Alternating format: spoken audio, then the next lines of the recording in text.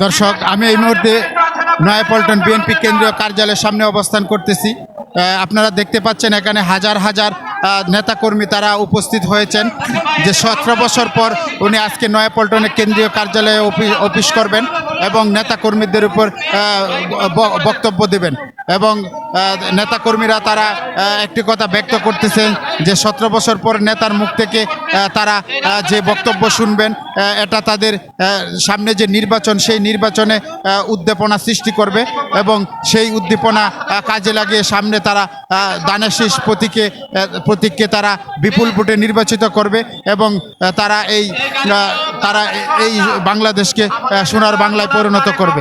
এখানে আপনারা দেখতেছেন হাজার হাজার দর্শক এবং বিভিন্ন দলের নেতাকর্মীরা উপস্থিত হয়েছেন এবং বিভিন্ন স্লোগান দিচ্ছেন। ঢোকার সময় এবং বের হওয়ার সময় সহযোগিতা করবেন। আপনারা দীর্ঘদিন ধরে